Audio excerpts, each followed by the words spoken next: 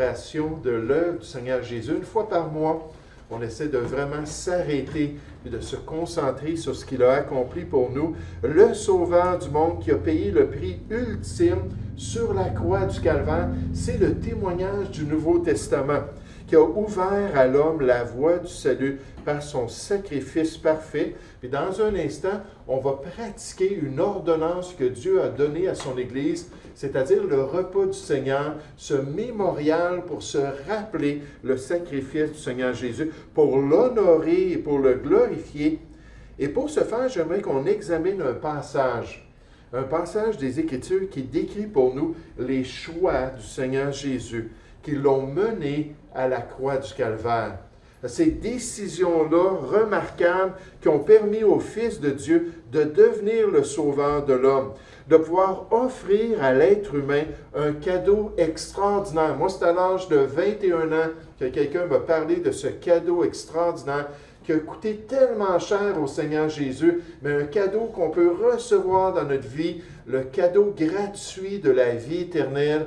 La Bible nous dit que le salaire de notre péché, nos mauvaises actions, la conséquence des mauvaises actions, et l'être humain est tellement mauvais dans bien des choses qu'il fait, mais c'est la mort, le salaire du péché, mais le don gratuit de Dieu, c'est la vie éternelle. Romains 6, 23, la vie éternelle en Jésus-Christ, notre Seigneur. Et pour pouvoir nous offrir ce cadeau-là, Jésus a dû prendre de bonnes décisions. Donc, on va se concentrer sur les choix qu'il a faits pour être un exemple pour nous, n'est-ce pas? Parce que nous aussi, quotidiennement, nous avons des choix à faire. Mais durant son ministère parmi ses disciples, et même vers la fin de son œuvre, alors qu'il est allé à la croix du Calvaire, pour être en mesure de devenir notre Rédempteur, Jésus a fait toutes sortes de choix qui ont été stratégiques pour le salut de l'homme.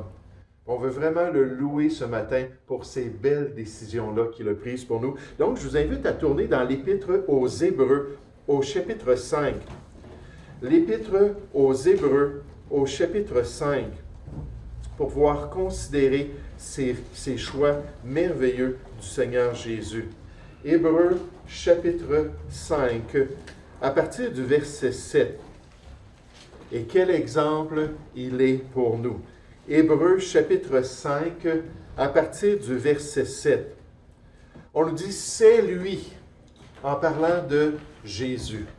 C'est lui qui, dans les jours de sa chair, pendant qu'il était ici-bas parmi les hommes, a présenté avec de grands cris et avec larmes des prières et des supplications à celui qui pouvait le sauver de la mort, et il a été exaucé. Dieu est intervenu à cause de sa piété. Il a appris, Jésus, bien qu'il soit fils, l'obéissance par les choses qu'il a souffertes.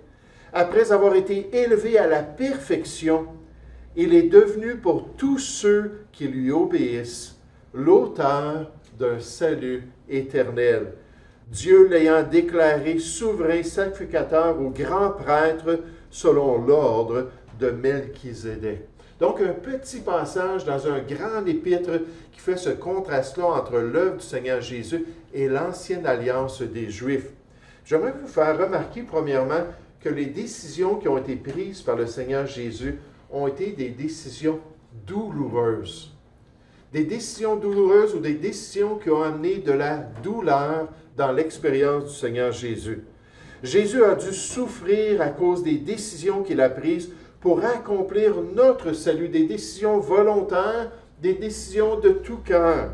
Il a dû payer un prix énorme alors qu'il suivait ce qui avait été prophétisé concernant l'œuvre du Messie qui devait mourir pour les péchés de l'homme. Puis après tout, la parole affirme qu'il fallait que Jésus, dans son ministère, soit l'homme de douleur, habitué à la souffrance. L'homme de douleur, habitué à la souffrance. Pensez à cela un petit peu. C'est une description de ce que le Messie d'Israël, qui devait devenir le sauveur du monde, devait expérimenter pour le devenir. Il devait souffrir. Il devait avoir une expérience pénible ici-bas dans ce monde. Je pense que des fois, il y a des gens comme ça qui, lorsqu'ils regardent leur vie, pourraient dire, oui, moi, j'ai eu une vie douloureuse.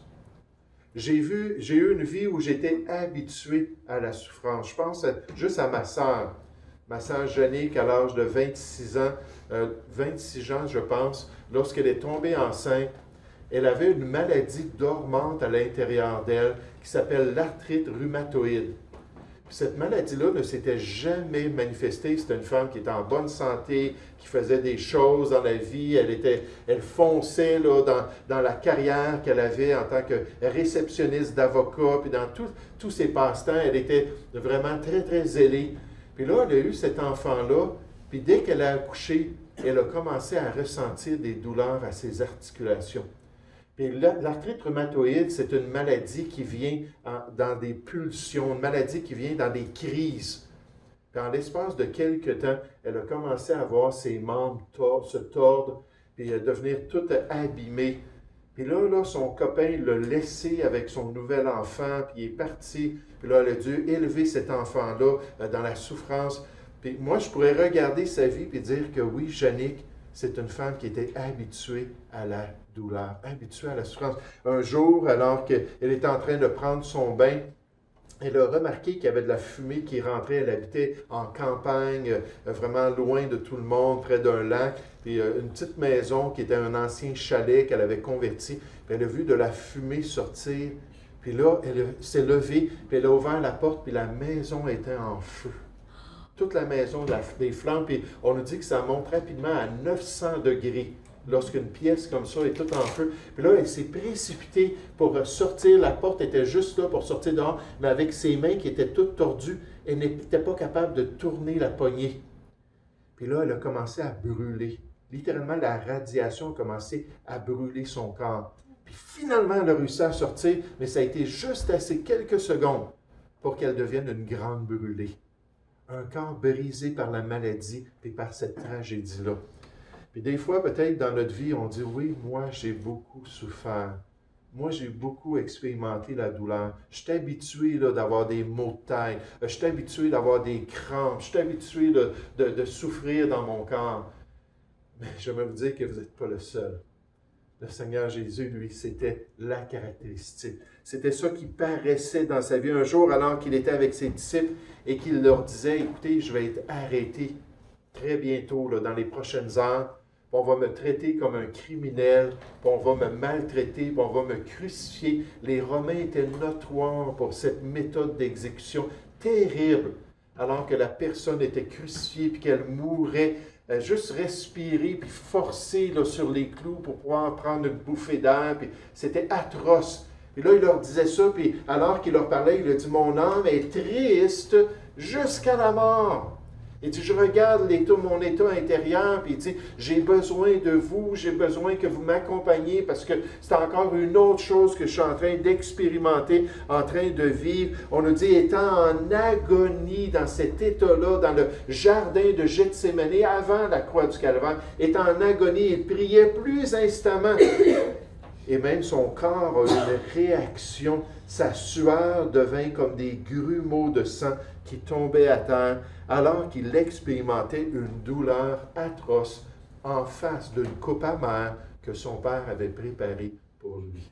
Regardez dans notre texte biblique, plusieurs commentateurs pensent qu'ici on nous parle de cette expérience-là avant finalement de trouver le soutien de Dieu pour aller jusqu'à la croix du Calvaire. Puis là, le Seigneur Jésus est en train littéralement de mourir dans le jardin. Ce n'est pas tout le monde qui croit ça. On ne nous donne pas exactement quand ça s'est produit. Et certains pensent que ça s'harmonise avec ce qu'on a décrit dans le jardin alors qu'il était en face de sa mort. Au verset 7 d'Hébreux, chapitre 5, on nous dit, « C'est lui qui, dans les jours de sa chair, alors qu'il avait un corps semblable à la nôtre et qu'il était éprouvé dans son corps, a présenté avec de grands cris et avec des larmes, des prières et des supplications à celui qui pouvait le sauver de la mort, et il a été exaucé à cause de sa piété. » Peut-être ici on parle de ce qui s'est produit dans le jardin avant son arrestation. Peut-être c'était une autre occasion durant son ministère. Il en a eu amplement d'occasions où il avait besoin de demander le secours de Dieu. Peut-être que c'est même sur la croix, alors qu'il était en train de passer des heures dans la souffrance et qu'il n'avait pas encore tout subi. Et qu'il sentait, certains commentateurs, ces trois hypothèses qui sont présentées, qu'il sentait qu'il allait mourir, mais il ne pouvait pas dire encore, tout est accompli. Puis là, il a dit, Seigneur, permets-moi de rester vivant jusqu'à ce que j'ai tout payé pour pouvoir devenir le sauveur de l'homme. Mais peu importe le moment, une chose est claire, c'est que Jésus s'est soumis et Jésus a fait des décisions qui ont été très douloureuses pour lui. Il a expérimenté des douleurs atroces pour notre salut. Il a été bon envers nous lorsque même nous, on méritait son jugement. Plusieurs d'entre nous, on était tellement rebelles. Avant que le Seigneur vienne dans ma vie à l'âge de 21 ans, j'étais un rebelle. Je me moquais de son nom. Je ne voulais rien savoir de sa parole ou de son Église. J'étais un rebelle, mais pourtant, il a subi ça pour moi. Pourquoi? À cause de son amour manifeste pour l'être humain. Le Nouveau Testament atteste à ce fait. On nous dit, mais Dieu prouve son amour envers nous.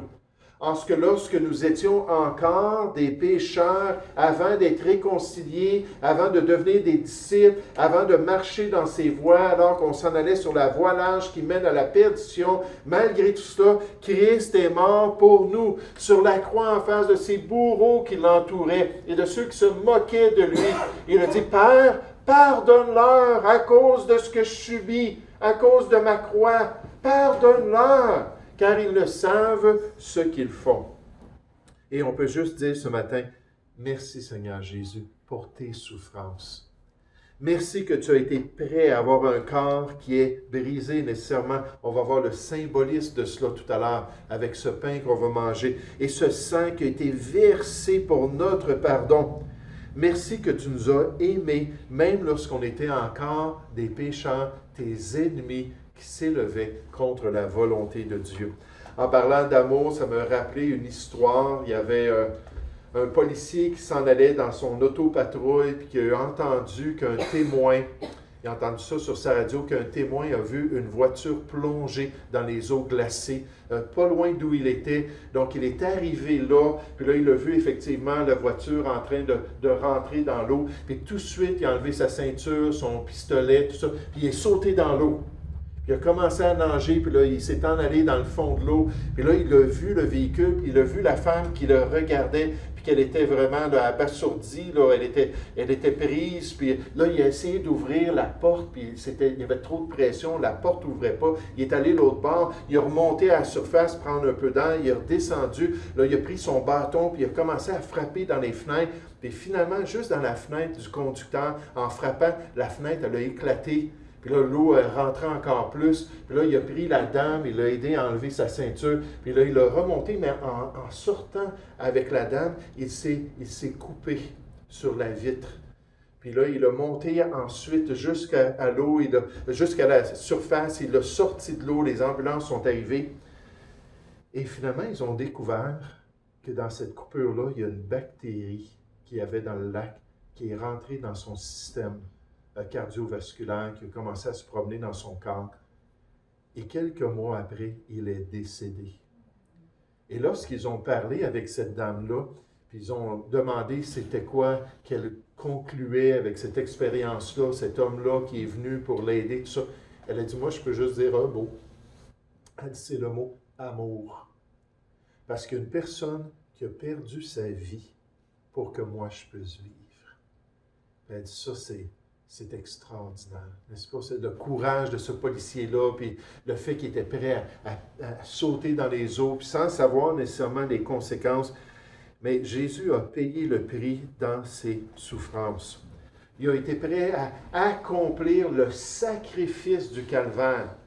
C'était atroce, puis ça, c'est sans parler de tout ce qu'il avait vécu, mais toujours pour pouvoir nous permettre d'être sauvés. Le sang précieux de l'agneau de Dieu a été versé pour chacun de nous. Tout à l'heure, on va célébrer cela en prenant le repas du Seigneur, mais alors qu'on va boire ce jus-là, il faut se poser la question, est-ce que j'ai reçu ce sacrifice-là dans ma vie? Est-ce que j'ai accepté que ce corps-là a été brisé pour moi Et le sang de Jésus a été versé pour moi. Est-ce que j'ai demandé, Jésus, viens me laver avec ton sang précieux, puis viens me donner cette nouvelle vie-là qui se trouve en toi. Et la Bible nous dit que quiconque invoquera ce nom merveilleux de Jésus sera sauvé, sera pardonné. Mais il faut le faire. Quand ce pasteur-là m'a présenté l'Évangile à l'âge de 21 ans, il m'a montré qui j'étais devant Dieu, un pécheur. C'était pas difficile pour moi de le croire. Qu'est-ce que Dieu avait fait pour moi? Jésus était mort à ma place. Il avait été puni à ma place. Puis à la fin, il m'a dit, maintenant, tu as une décision à faire. J'ai dit, c'est quoi? C'est quoi la décision? J'ai dit, il faut que tu ouvres ton cœur et que tu invites Jésus à venir prendre tes péchés. Puis il dit, quand on choisit de l'inviter, il ne mettra jamais dehors celui qui vient à lui. Puis ce jour-là, j'ai su que Jésus était vivant. Celui que j'avais maltraité par mes paroles, mes propos, celui dont je m'étais moqué toute ma jeunesse, que celui-là même était venu dans mon cœur et m'avait donné la paix. Je suis sorti de chez le pasteur, là, puis vraiment, je flottais. Puis ça, c'est juste une expérience, ça va varier d'une personne à l'autre, mais j'avais tellement un fardeau de culpabilité. Et là, j'avais enfin la paix dans mon cœur. Est-ce qu'on s'est tourné vers le Seigneur Jésus? Dans notre beau passage, on voit de même que Jésus a suivi les décisions de son Père céleste. Jésus a suivi les décisions que Dieu a prises concernant son ministère. Tout à travers le Nouveau Testament, tout à travers les évangiles, lorsqu'on regarde Jésus parler, il va dire, « Ce que je dis, ce sont les paroles de mon Père. Ce que je fais, ce sont les miracles de mon Père. Comment je me comporte, c'est l'exemple de mon Père lui-même. » Puis continuellement, il dit, « Si vous me voyez, vous voyez le Père, parce que moi et le Père, on est en parfaite harmonie, et je suis soumis au plan du Père, puis j'accomplis le salut du Père, puis je veux m'humilier devant la volonté de mon Père, puis accepter de subir tout ce que Dieu voulait pour le salut des êtres humains. » Et c'est pour ça, même à la fin de son sacrifice, il peut dire, « Père, je remets mon esprit entre tes mains. » Sur la croix, il avait tout accompli, il avait tout fait ce que Dieu voulait pendant son ministère. Il dit, maintenant, je suis prêt. Je suis prêt à mourir. J'ai fait ce que tu voulais. Et en disant ces paroles, la Bible nous dit qu'il expira.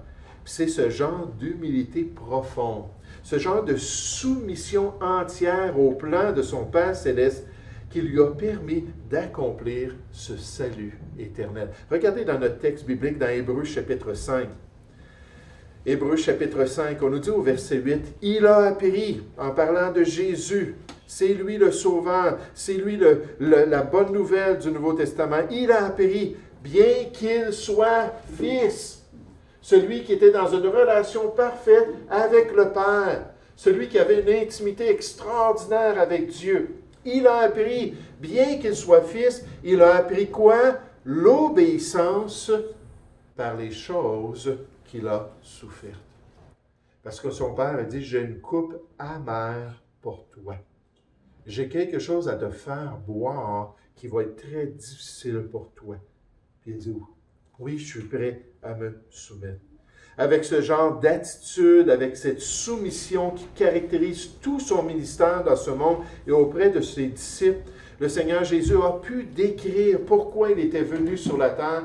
Il a dit, car je suis descendu du ciel pour faire non ma volonté, mais la volonté de celui qui m'a envoyé. Puis ça, c'est quelque chose qui est très difficile, même pour nous, alors qu'on regarde cet exemple-là du Seigneur Jésus. Il est venu, il s'est soumis, il est venu et il a fait plier sa volonté. C'est ça la soumission. C'est une volonté qui veut une chose, puis une autre volonté qui veut une autre chose. Hein? Les enfants doivent obéir aux parents d'après les Écritures. Les enfants ont leurs propres idées, là. On le voit, c'est pas difficile. Hein? Quand on dit à notre garçon, OK, c'est assez là, de jouer sur ton Nintendo. Nintendo, je ne sais même pas si ça existe encore, là, mais jouer à un jeu. C'est assez de faire ça, là, c'est le temps là, d'aller aider maman là, à nettoyer la cuisine. C'est pas ça que ma volonté veut, là. C'est pas ça que moi je désire. Et là, l'enfant doit apprendre à quoi? À dire oui, certainement, je vais y aller. Puis à se soumettre. Et là, c'est le Seigneur Jésus, avec sa volonté, qui est là devant la volonté de son Père céleste, et il fait plier sa volonté à celle de son Père céleste. Quel exemple pour nous, n'est-ce pas? Jésus l'a fait et l'a fait entièrement. Il l'a fait complètement. Il est devenu le sauveur parfait et idéal pour nous. Même dans les moments les plus difficiles, je vous donne quelques exemples. Dans le jardin de Gethsémani, on vient de le voir, il sentait la mort, il expérimentait dans son âme là, une grande, grande tristesse. Son corps était affecté là, parce que la pression terrible qu'il vivait avant d'aller à la croix du Calvaire.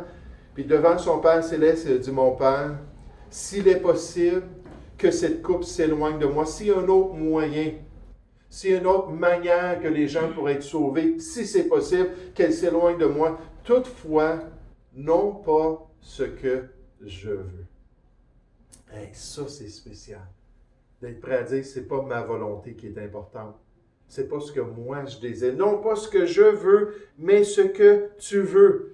Lorsqu'il a été arrêté, Pierre, il avait demandé, « Seigneur, est-ce que ce serait bon qu'on ait des épées avec nous? » Puis là, c'est un petit peu controverse ce que Jésus a dit. Certains disent qu'il a dit oui, certains disent qu'il a dit non. Mais finalement, Pierre s'est acheté une épée. Puis là, quand ils sont venus pour arrêter Jésus, Pierre a sorti son épée, puis il a vu la première personne, puis il a voulu lui couper la tête. Mais il n'y avait pas d'expérience avec une épée, il a juste coupé l'oreille. Jésus, il a réparé son oreille. Puis il a dit à Pierre, il dit, « Remets ton épée dans le fourreau. » Il dit, « Pourquoi? Ne boirai-je pas la coupe que le Père m'a donnée à boire? » Dieu, c'est exactement ça qu'il veut pour moi. C'est exactement la voie qu'il a ouverte pour que je devienne l'agneau de Dieu qui ôte le péché du cœur humain, qui règle la question du péché sur la croix. Juste avant de dire, « Père, je remets mon esprit entre tes mains », il a dit, « Tout est accompli, c'est payé, c'est fait. » La transaction du salut est réglée et c'est à 100% Jésus. C'est 0% l'être humain. Nous, on doit juste accepter que Jésus a payé pour nous, n'est-ce pas? À 100%. Puis il a accompli ainsi tous les aspects nécessaires pour qu'on puisse être réconcilié avec Dieu, qu'on puisse recevoir un salut gratuit grâce au sang qu'il a versé sur la croix du Calvaire. Puis en face de cette soumission-là, puis en face de ce désir-là d'accomplir la volonté du Père, nous, en tant que chrétiens, il faut se regarder. Est-ce que moi aussi, je suis prêt à être obéissant? Est-ce que moi aussi, je suis prêt à me soumettre?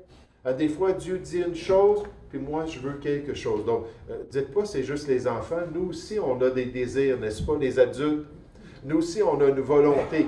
Puis des fois, Dieu dit, non, c'est pas ça que je veux pour toi. Puis là, on essaie, à un moment donné, j'ai eu cette idée-là de devenir biochimiste. Ça faisait des années que je travaillais dans une petite école chrétienne. J'avais reçu une formation en éducation comme professeur. Puis là, finalement, l'école, ils ont dû me mettre de côté parce qu'ils voulaient acheter un bâtiment, puis ils avaient trop de salariés. Puis ils m'ont demandé, prends une année sabbatique. Puis cette année sabbatique-là a commencé, c'est terminé. Puis là, ils ont dit, prends une autre année sabbatique. Puis il prend une autre année sabbatique, il ne pouvait plus m'embaucher. Là, j'ai dit, qu'est-ce que je veux faire? J'ai 3 enfants, une épouse, ça me prend une formation. Puis là, j'ai dit, je veux devenir biochimiste. Je veux travailler dans des laboratoires, puis faire des expériences, puis trouver des médicaments pour aider les gens avec leurs besoins, tout ça. Puis il y a un médecin qui a dit un jour, juste cette semaine, il a dit, il faut réaliser que la plupart des médicaments, c'est des poisons. Mais probablement que pour nous, dans notre expérience, ça va quand même nous aider à guérir certaines choses. Donc, est-ce que c'est positif? Puis là, les médecins doivent choisir là, si on nous donne quelque chose ou non. Mais je trouvais ça bien qu'il soit honnête, qu'il y a des éléments, des fois, que c'est poison. Moi, le Crestor que je prends à cause de ma condition congénitale, ce Crestor-là, le médecin, j'ai demandé, est-ce que c'est dangereux pour moi? Il a dit, ça va détruire ton foie puis ton estomac. Il dit, avec le temps, là, il dit, c'est ça, soit ça ou un infarctus. Il dit, il faut peser ça dans la balance, soit que tu meurs d'une crise cardiaque, ou bien non, ton système digestif va être détruit par le médicament.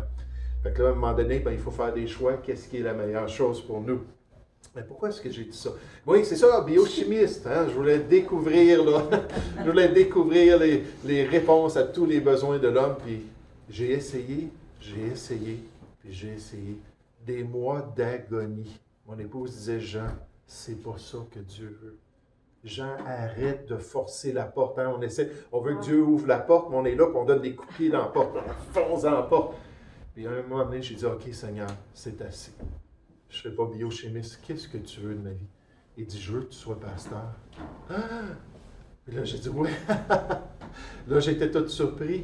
Mais à un moment donné, j'étais prêt à me soumettre à lui. Est-ce que nous, en tant que chrétiens, à la lumière du Seigneur Jésus, Paul a dit que dans sa propre vie, il a dit, mais je ne fais pour moi-même aucun cas de ma vie. Ce que je voulais pour ma vie, ce que je désirais, mes ambitions, puis mes plans dans ma vie, j'en fais aucun cas.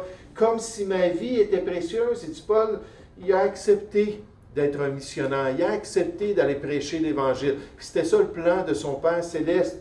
Il dit, pourvu que j'accomplisse ma course, la course de Dieu, avec joie, et le ministère que j'ai reçu du Seigneur d'annoncer la bonne nouvelle de la grâce de Dieu.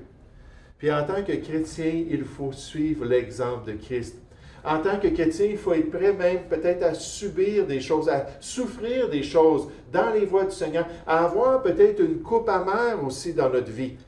Mais toujours dire, Seigneur, que ta volonté soit faite. Je me soumets à toi. J'ai confiance que ton plan est parfait pour moi. Hein, que ce joug-là de service a été tout bien semblé, il est doux. Puis le fardeau que tu vas mettre sur ma vie est léger. Parce que Seigneur, tu vas me donner ce qui est nécessaire pour l'accomplir. Est-ce qu'on a des cœurs soumis au plan de Dieu? Et dans le texte biblique, on s'aperçoit qu'au-delà de tout ça, au-delà des souffrances, et au-delà de sa soumission à son Père céleste, que ses décisions, c'était pour notre bien. Les décisions du Seigneur Jésus, c'était pour notre bien. De quitter la gloire, de quitter le ciel, de venir ici-bas sur la terre. Il a dit, tu n'as voulu ni sacrifice d'animaux, ni offrande là, de ces brebis-là. Voici, je viens pour t'offrir mon corps. Dans Hébreux chapitre 10, je viens pour offrir ma vie. Je viens pour verser mon sang pour pouvoir être ce sauveur-là qui va permettre à l'être humain d'avoir cette nouvelle vie-là en Jésus-Christ. C'était par amour pour nous.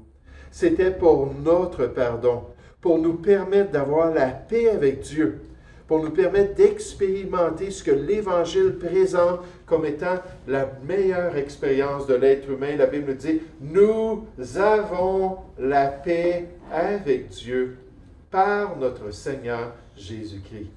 Il n'y a plus d'inimitié, il n'y a plus de guerre entre nous et Dieu quand on est sauvé. On a enfin cette paix-là. Cette paix qui est offerte grâce à son œuvre. Regardez en terminant dans notre texte au verset 9. Hébreux chapitre 5 au verset 9. En parlant de Jésus, on nous dit, après avoir été élevé à la perfection. En parlant de son œuvre sur la croix du Calvaire, du fait qu'il a tout accompli, il a payé à 100%. L'agneau de Dieu sans défaut et sans tache est devenu péché pour nous, pour qu'on puisse devenir justice de Dieu grâce à son sacrifice. Ayant été élevé à la perfection, il est devenu, ça prenait ça pour qu'il puisse le devenir, il est devenu pour tous ceux qui lui obéissent. Tous ceux qui obéissent à l'Évangile. Et l'Évangile, c'est quoi? C'est repentez-vous et croyez à cette bonne nouvelle-là. Tous ceux qui lui obéissent, il est devenu l'auteur d'un salut éternel. L'auteur d'un pardon parfait.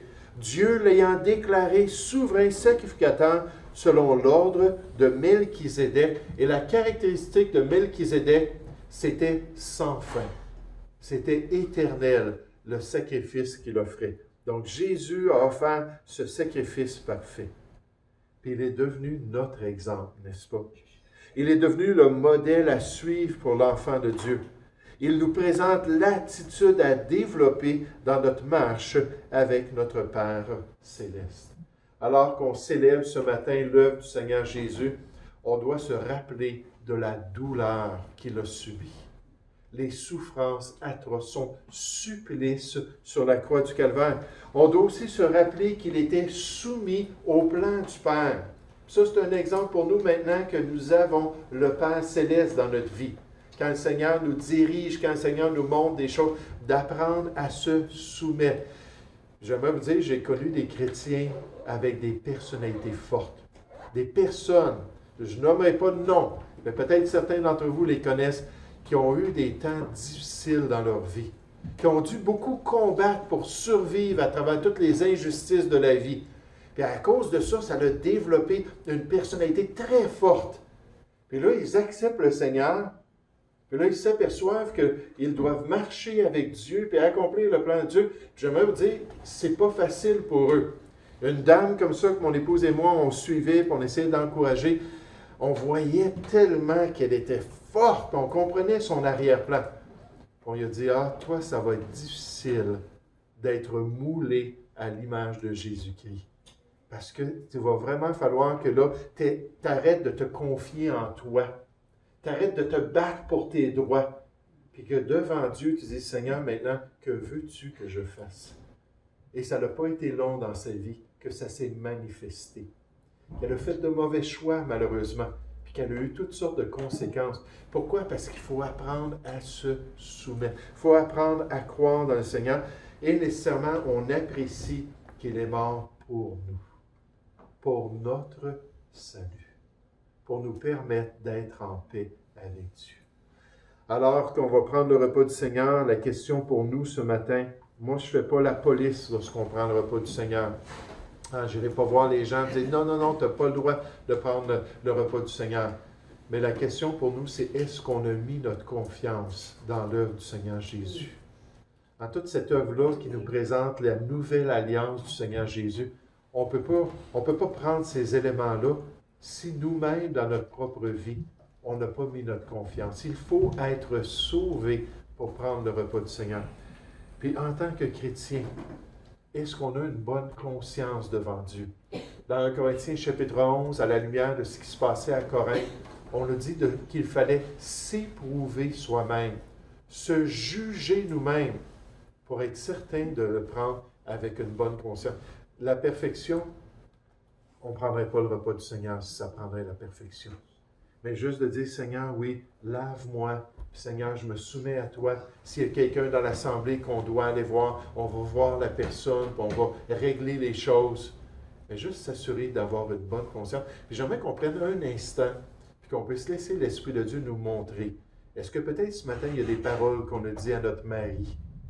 Est-ce que peut-être il y a des paroles qu'on a dit à nos enfants, à notre épouse? Ou peut-être des choses qu'on a faites, puis on le sait dans notre cœur que c'était pas bien.